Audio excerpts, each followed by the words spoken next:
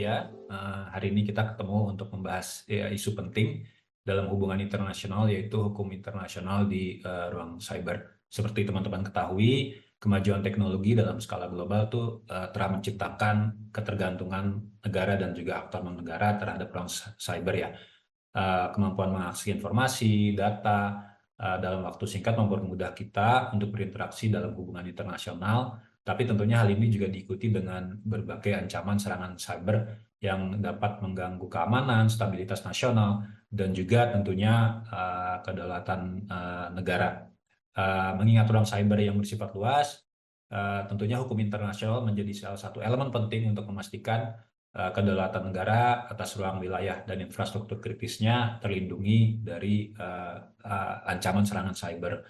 Dalam diskusi ini, kita akan menggali bagaimana hukum internasional berlaku di ruang cyber, serta bagaimana negara merespon ancaman cyber yang semakin kompleks. Pembahasan mengenai isu hukum internasional di ruang cyber ini mencakup berbagai aspek, ada kedaulatan negara, ada prinsip non-intervensi, atribusi, penerapan hukum internasional di ruang cyber dalam kondisi konflik. Pembahasan ini sebenarnya sudah dimulai sejak lama dan dimulai dalam forum United Nations Group of Governmental Expert dan juga Open-Ended Working Group on Cyber Security. Kedua, forum tersebut telah membahas prinsip-prinsip hukum yang berlaku di ruang cyber, termasuk piagam PBB yang berlaku di ruang cyber. Selain itu juga sebagaimana teman-teman ketahui sudah ada 11 norma ya di ruang cyber yang tidak mengikat tentunya untuk mengatur perilaku bertanggung jawab negara di ruang cyber. Dengan berlakunya hukum internasional dan 11 norma tersebut, kita berharap dapat mencegah ketidakpastian dan juga tindakan semena-mena di ruang cyber. Kali ini kita beruntung kita kedatangan Bang Brian Ami Prasetyo. Bang Brian merupakan dosen FHUI yang memang sudah lama berkecimpung dalam bidang cyber. Selamat sore, Bang Brian. Selamat sore, Bang Harditya. Menurut Bang Brian nih, kira-kira instrumen hukum internasional yang ada saat ini kan sudah banyak, banyak beragam nih, Bang ya. Dan juga sudah banyaklah mengatur mengenai berbagai macam isu. Nah, apakah instrumen hukum internasional yang ada nih saat ini, Bang, kira-kira apakah sudah cukup untuk mengatur perilaku negara di ruang cyber, Bang? Definisi keamanan cyber itu kan segala daya upaya yang eh, dilakukan untuk memberikan perlindungan terhadap segala aset kita yang ada di ranah digital, baik dari serangan yang menyasar pada kerahasiaan data, ketersediaan data, eh, keutuhan data maupun keautentikan data. Karena kita tidak bisa lepas dari eh, segala infrastruktur dan juga data dan aset yang ada di ranah digital ini. Nah, untuk itu, considering bahwa sifat dari serangan atau insiden cyber ini banyak yang mungkin bersifat lintas batas negara, maka saya pikir penyiapan norma-norma hukum internasional, baik yang sifatnya adalah prinsip-prinsip secara umum, bagaimana kita setiap negara bisa menjaga wilayahnya agar menjadi basis dari potensial attacker atau tidak menjadi basis dari penyelenggaraan sistem yang dia memang bertujuan malicious gitu ya, dan juga mengembangkan satu semangat untuk berkolaborasi. Saya pikir itu sangat vital ya. Dan saya pikir pembahasan yang belakangan ini intens berkaitan dengan national point of contact, bagaimana supaya dia lebih terkoordinir, terkoordinasi ya, sehingga segala isu-isu yang berkaitan dengan insiden itu bisa dapat cepat untuk dikoordinasikan. Karena teknik untuk melakukan serangan juga sekarang macam-macam. bagaimana attacker ini menutupi jejaknya dengan menggunakan ya multiple teknik untuk menutupi jejak sehingga seolah-olah serangan itu dipersalahkan pada eh, satu entitas atau bahkan pemerintah dari satu negara yang sebenarnya hanya dijadikan eh, korban saja begitu. Nah, saya pikir memang itu perlu ada penataan dari sisi kesepakatan internasionalnya. Nah, adapun pertanyaannya apakah saat ini instrumennya sudah siap? Mungkin pertanyaan itu saya kembalikan ke teman-teman yang memang intens ya mendalami hukum internasional karena saya sendiri belum tahu ukuran ini adequate atau tidaknya di level mana saya nggak tahu. Siap. Nggak apa-apa, Bang. Artinya kita juga selama ini kan dalam perdebatan di forum PNGG dan OEWG kan memang masih berprinsip bahwa nomor satu hukum internasional berlaku di ruang cyber. Tapi juga akhirnya muncul pertanyaan hukum internasional yang mana kan gitu. Jadi memang ada negara-negara yang kelompok negara-negara yang masih berkiblat bahwa instrumen hukum internasional yang ada saat ini sudah dianggap cukup. Artinya aplikasinya ya. Misalkan sebagai contoh, kalau suatu kedutaan diserang mendapatkan serangan cyber gitu, Bang. Ya, artinya perdebatannya adalah apakah hukum konvensi Wina mengenai hubungan diplomatik dan konsuler berlaku kan. Jadi seperti itu. Jadi aplikasi seperti itu. Atau juga contoh misalkan sebuah kapal perang atau kapal mendapatkan serangan cyber antara di laut lepas atau laut wilayah dan sebagainya. Apakah dalam hal ini UNCLOS berlaku? Ada kelompok negara yang ingin agar eh, dibentuk atau disusun suatu kasarnya lex spesialisnya lah mengenai hukum internasional di ruang cyber sehingga diskursusnya perdebatannya tentunya masih berkiblat sampai sekarang tapi secara prinsip sekali lagi sejak 2015 negara-negara sudah bahkan expert di GGI sudah merekomendasikan bahwa hukum internasional berlaku di ruang cyber dan pakem itu masih terus dipakai sampai sekarang. Wah, ya sekali lagi itu perdebatannya masih soal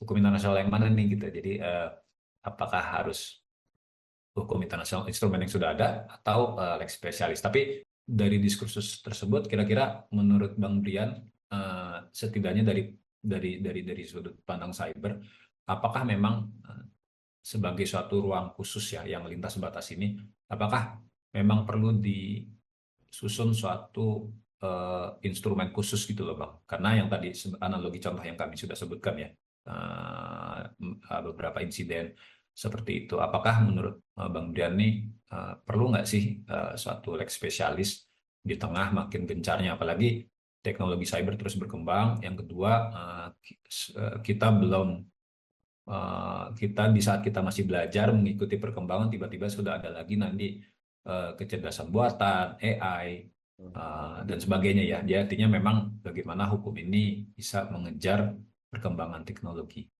Kira-kira sekali lagi apakah kira-kira kita butuh suatu pengaturan khusus ya Bang, aturan hukum. Mungkin mohon pandangan Bang Brian. Monggo Bang.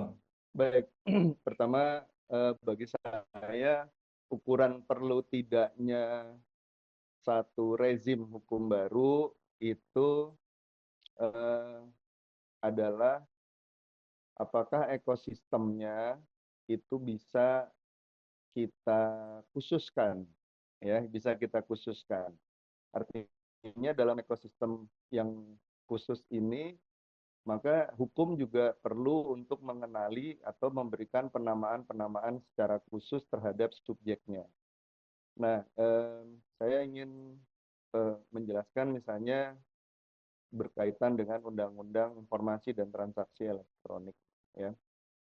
Jadi sebelum tahun 2000 pada saat Undang-Undang IT ini masih dalam kajian, tentu saja praktik yang terjadi di tengah masyarakat itu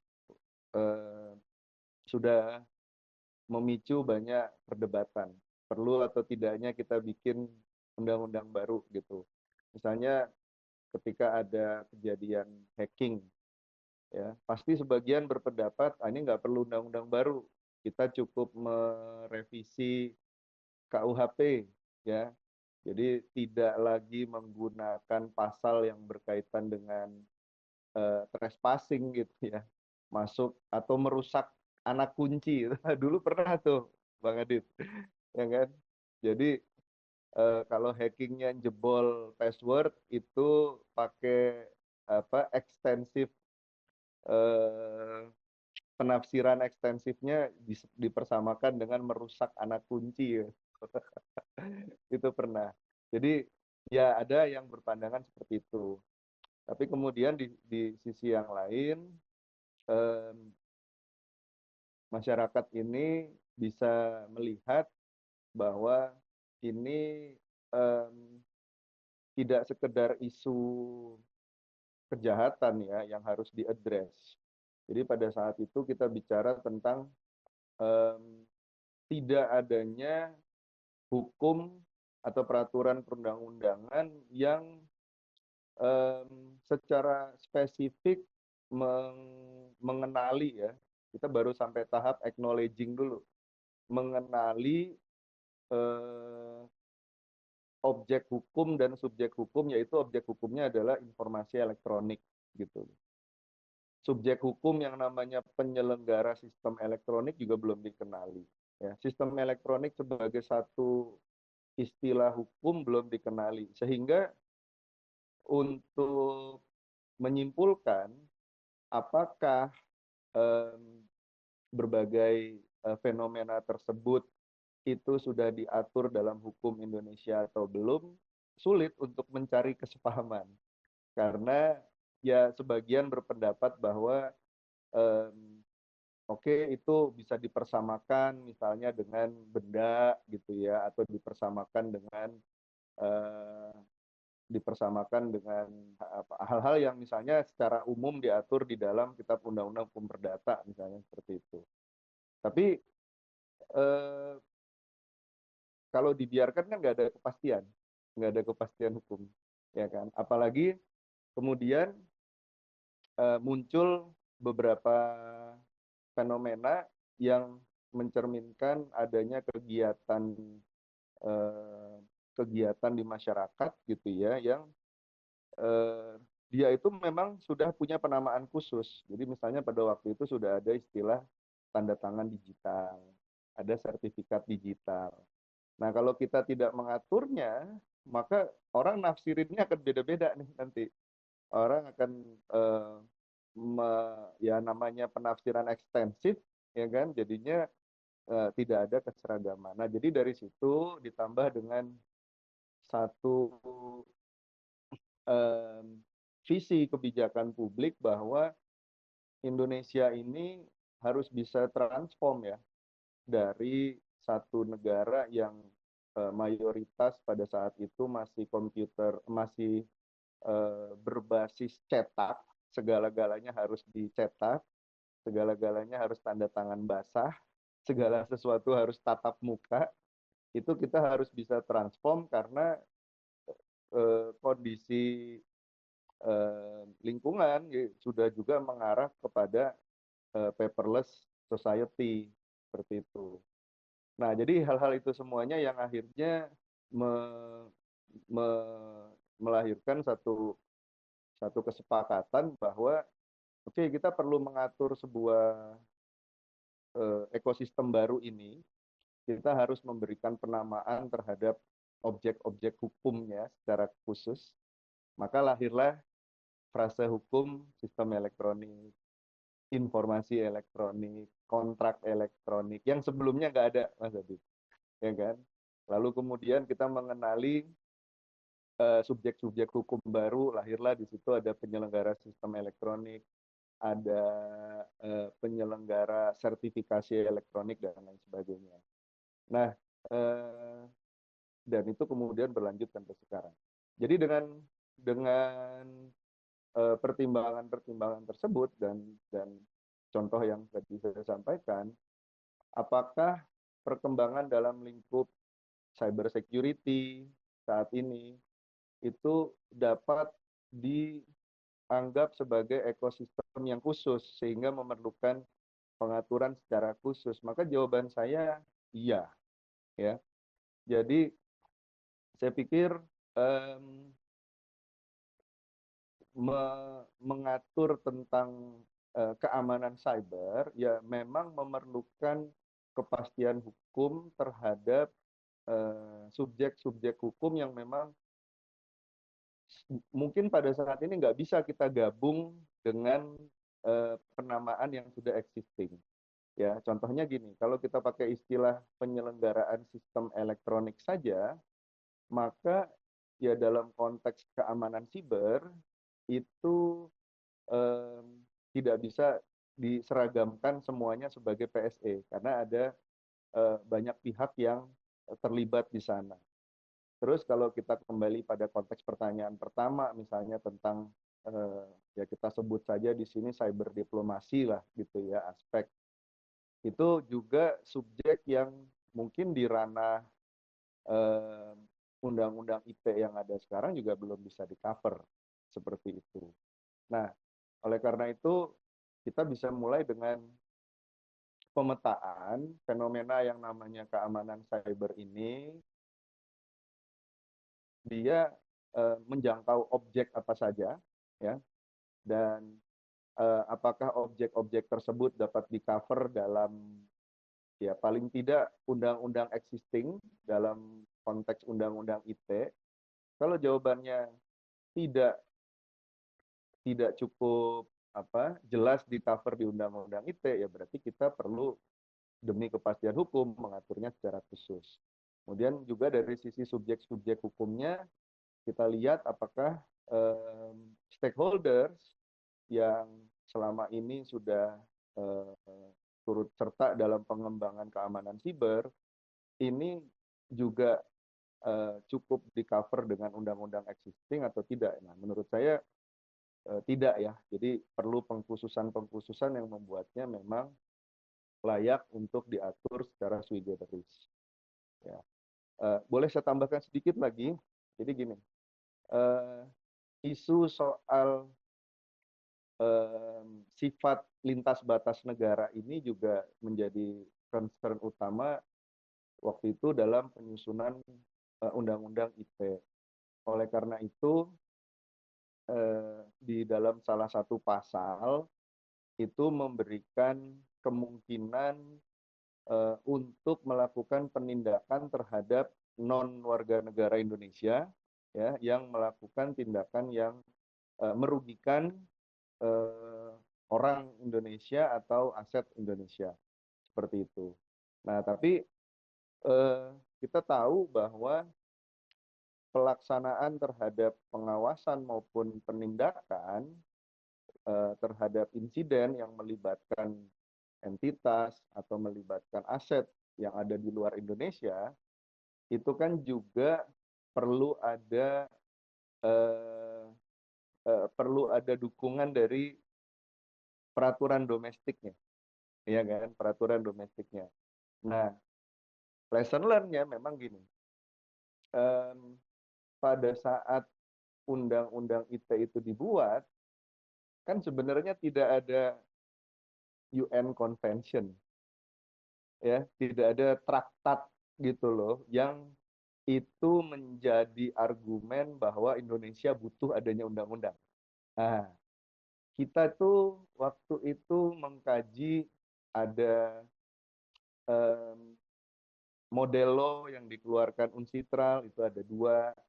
Kemudian ada ya Convention on Cybercrime, tapi itu pun terutama untuk Eropa ya yang ikut di sana, dan tanpa kita menundukkan diri pada traktat Budapest tersebut, mungkin majority dari aturannya sudah kita adopsi ya gitu ya. Jadi di posisi yang ada sekarang ini, kalau kita bicara Kamsiber dari sisi penindakan terhadap pelaku-pelaku insiden, ya sebenarnya kita sudah punya aturan pidana yang amat sangat memadai untuk itu. Tapi kan bicara Kamsiber, ya tidak hanya upaya penindakannya yang penting, tapi building trust, creating standards gitu ya, membangun budaya, mengedukasi orang itu juga hal-hal yang penting untuk terciptanya satu lingkungan keamanan siber yang kondusif. Di luar hukum internasional ini kan Bang Brian mungkin juga sudah ya kita sama-sama paham ya bahwa sejak 2015 kurang lebih UNGG ini juga sudah mengeluarkan 11 norma yang mengatur perilaku negara di ruang cyber. Nah, sementara ini 11 norma ini masih dipakai menjadi acuan negara-negara untuk berperilaku di ruang cyber nih Bang.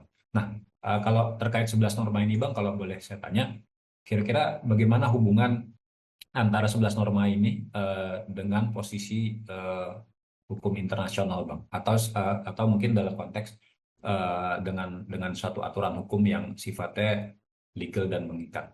Gimana Bang? Ya, saya pikir 11 norma ini anjuran lah ya. Mungkin dia anjuran. Jadi em, tidak tidak bersifat kewajiban, namun saya pikir ini em, masing-masing dari itu bisa untuk di ya di didiskusikan lebih lanjut gitu ya. Artinya em, 11 norma itu kalau kita bicara tentang aspek pengaturan tentang keamanan cyber ke depannya, mungkin itu yang akan jadi core kontennya. Itu bayangan saya seperti itu, Bang Adit.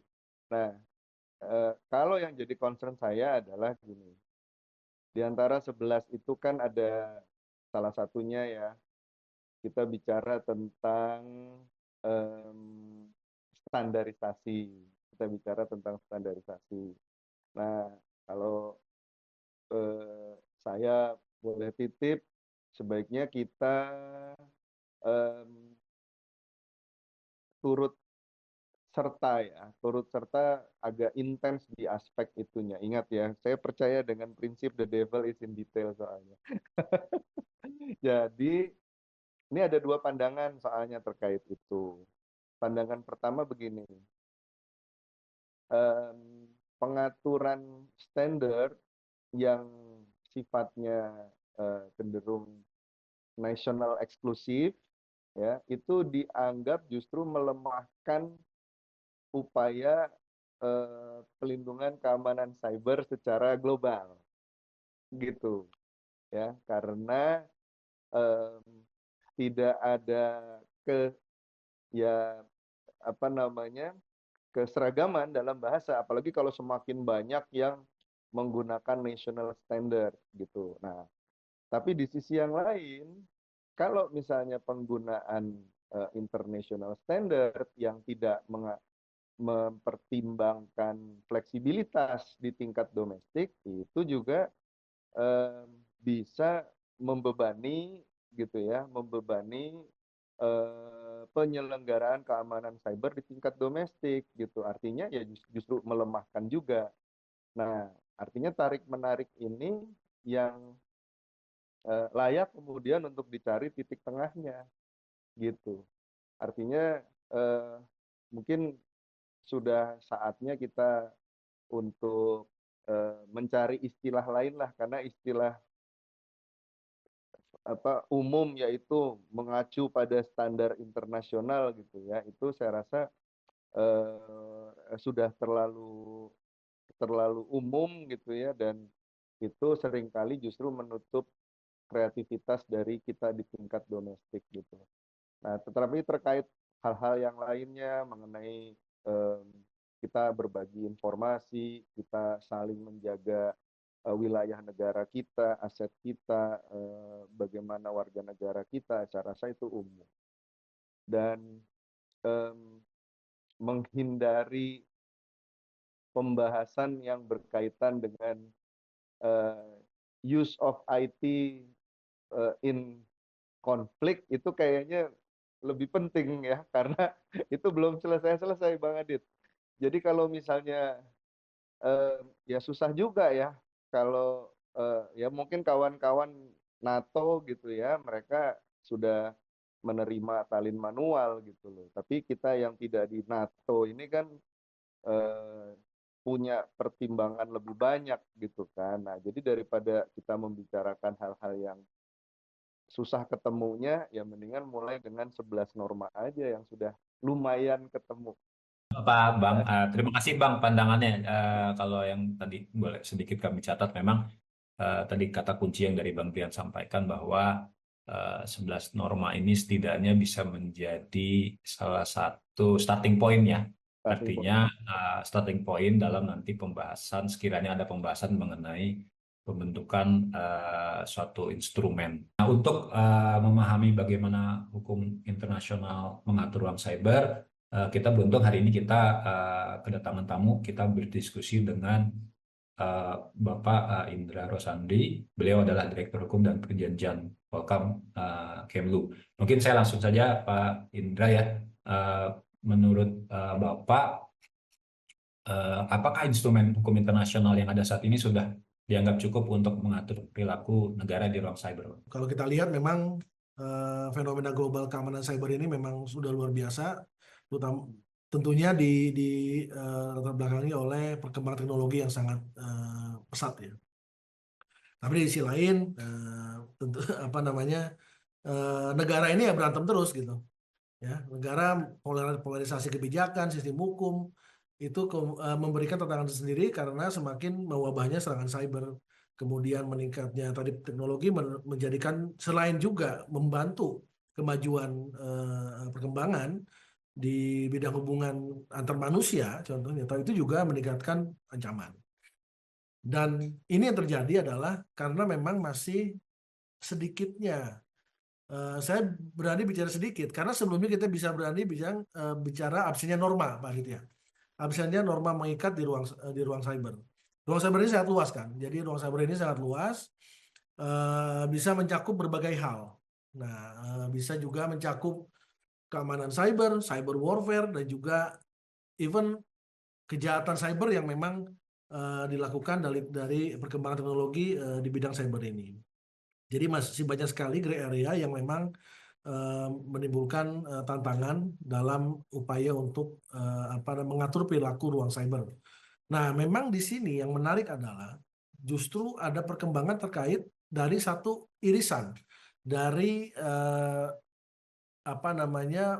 pengaturan di ruang cyber dalam konteks untuk penegakan hukum di bidang terhadap kejahatan cyber.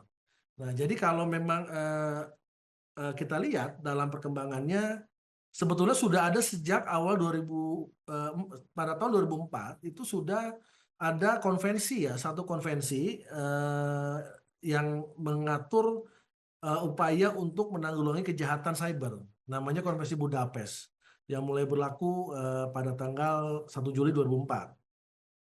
Jadi sebetulnya ada satu kawasan di Eropa yang sudah memiliki konvensi tersebut. Jadi inilah konvensi pertama yang mengatur kerjasama negara untuk menghadapi kejahatan cyber. Dan nah inilah kemudian saya kira sebuah kemajuan yang sangat penting untuk mengatasi gap yang seperti pertanyaan di atas tadi, bahwa saat ini tidak pertanyaan bahwa apakah masih norma atau instrumen hukum internasional saat ini sudah cukup. Kalau dibilang cukup belum, tapi setidaknya sudah ada 2 instrumen mengikat yang dibentuk oleh negara-negara untuk mengatasi dan mengatur kerjasama internasional dalam penanganan kejahatan cyber. Karena dengan demikian diharapkan tentunya dalam konteks pencegahan, kerjasama internasional, penegakan hukum, dan kriminalisasi kejahatan cyber, ini akan mengurangi dampak daripada resiko terhadap keamanan cyber itu sendiri dan mengatur perilaku dan governance dari ruang cyber secara lebih baik. Pertanyaannya, apakah kita perlu hukum internasional yang khusus mengatur mengenai keamanan cyber nih Pak, atau mungkin leg spesialisnya Pak? Saya kira kalau melihat dari tantangan yang ada, idealnya perlu, itu penting.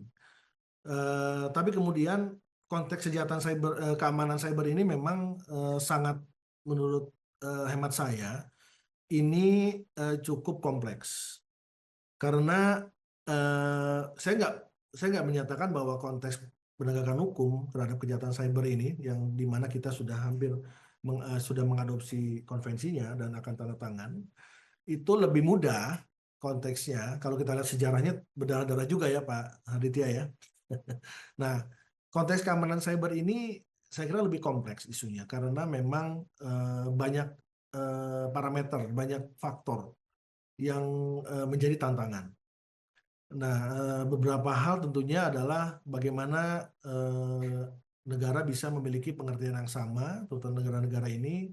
Nah, kalau kita lihat memang hingga saat ini diskursus ini tentunya harus kita lihat dari konteks bahwa apakah memang negara ini, negara anggota PBB khususnya, sudah memiliki pemahaman yang sama, komitmen yang sama untuk memiliki satu legally binding instruments. Kecenderungannya memang sepertinya ada kecenderungan keengganan untuk memiliki satu norma yang sifatnya mengikat. Apabila memang ada komitmen, itu lebih kepada negara-negara mengambil jalan yang aman untuk mencari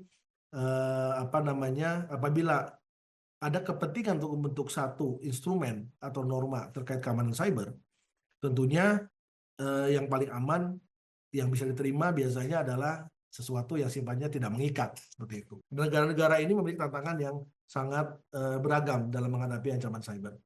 Nah, kemudian isu cyber ini unik dan borderless tentunya. Ini kan sangat luar biasa ini perkembangan di bidang cyber. Nah, yang dilakukan adalah justru lebih banyak sekarang negara-negara melakukan komitmen bilateral.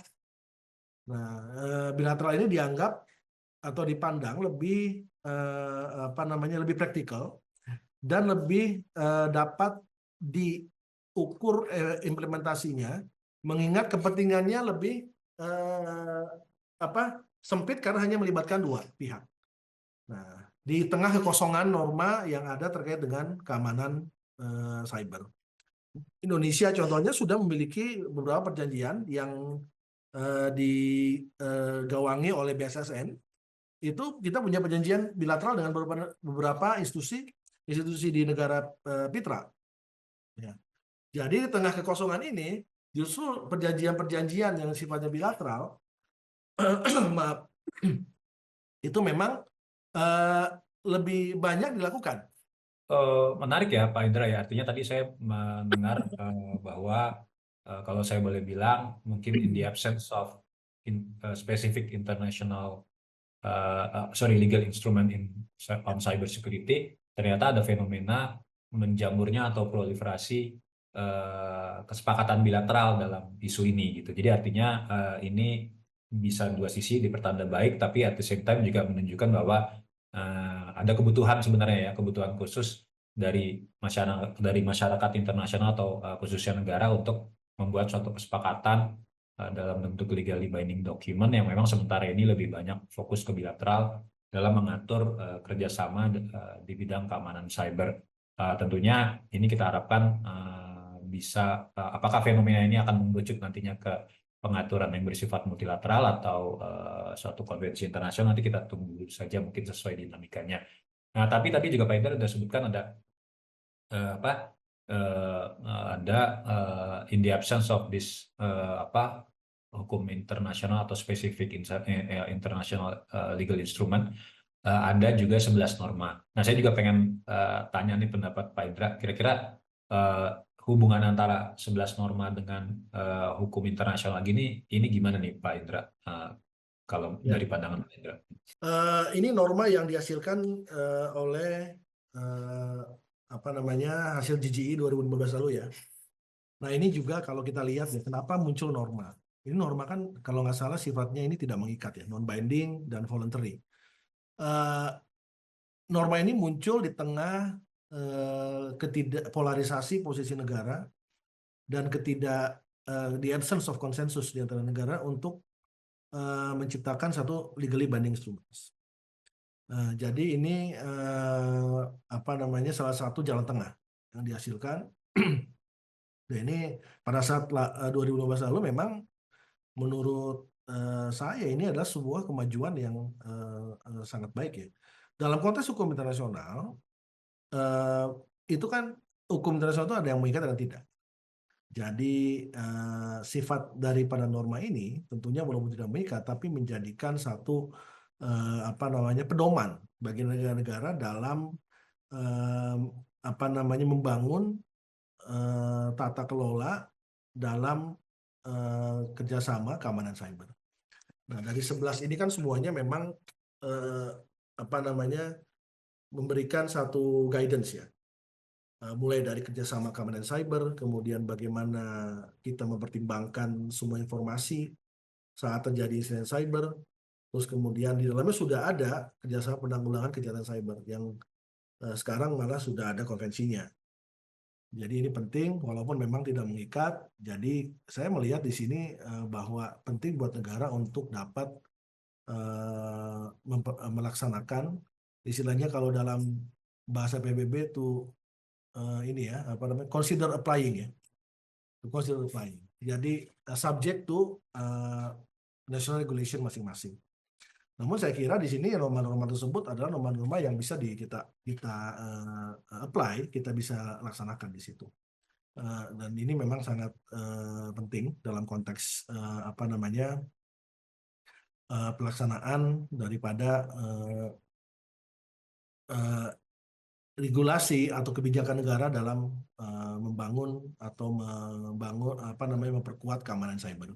Kalau kita lihat di Indonesia sendiri, konteks keamanan cyber ini memang bukan hanya BSSN, tapi juga di lingkungan penegakan hukum, Polri, dan bahkan juga di TNI itu sudah punya unit cyber sendiri. Jadi memang ini konteksnya adalah walaupun ini terkesan sektoral, tapi konteksnya adalah bagaimana mengamankan negara, membuat negara aman dari ancaman dan tantangan. Di satu sisi dalam konteks governance dan teknis tentunya bagaimana kita bisa menjaga dan melindungi agar perkembangan teknologi ini bisa terjaga. Seperti itu. Menarik juga, artinya 11 norma ini memang sedikit banyak memang sudah mengisi gap kalau kami boleh bilang, dan juga memang sudah menjadi beberapa dasar pedoman aktivitas negara-negara di ruang cyber. Tadi sudah ada kerjasama, lalu juga pembentukan suatu kontak point atau institusi khusus yang menangani menangani isu keamanan cyber. Mungkin pertanyaan terakhir dari kami nih Pak. Jadi ini sebenarnya berkembang dari diskursus di GGI dan juga di OEWG, karena ada beberapa negara yang sudah mendeklar posisinya masing-masing dalam konteks tematik isu hukum internasional di ruang cyber. Seperti misalkan ada negara yang menginterpretasikan bahwa self defense berlaku di ruang cyber, dan bahkan ada yang extend gitu ya, menginterpretasikan bahwa kalau kita diserang cyber tapi kita tidak punya kemampuan untuk ofensif, membalas secara ofensif, kita berhak untuk membalas atau self defense dilakukan dengan menggunakan senjata kinetik atau konvensional gitu loh. Nah, kalau kira-kira dari sisi pandangan Pak Indra, ini posisi Indonesia ke depan atau mengerucut, atau kita menginterpretasikan hal ini gimana Pak? Apakah aksi self defense yang nanti sekiranya atau Indonesia lakukan dapat dilakukan dibalas atau dilakukan melalui senjata konvensional Pak? Monggo Pak. Ya, ini menarik pertanyaannya Pak Aditya ya. Ini konteks self defense yang self defense ini kan lagi ramai juga kan belakangan dalam konteks Iran dan Israel tahun lalu itu mulai muncul lagi. Nah, ini menarik apabila pertanyaan ini dikaitkan dengan serangan cyber atau cyber attack ya. Nah, kalau kita lihat konteks self defense ini itu merupakan satu norma hukum internasional yang diatur dalam pasal 51 Piagam PBB. Memang melarang untuk melakukan use of force, tapi pengecualian di pasal 51 memberikan pengecualian tersebut. Nah, saya melihat ini dari konteks parameter ya. Apa sih parameter dari self defense itu? Pasal 51 bilang kan bahwa negara anggota PBB dapat baik secara individu maupun secara bersama-sama melakukan self defense apabila, nah ini ada arm attack, ya, ada serangan bersenjata yang dilakukan terhadapnya. Ya. Nah, parameter pertama adalah adanya arm attack. Ya.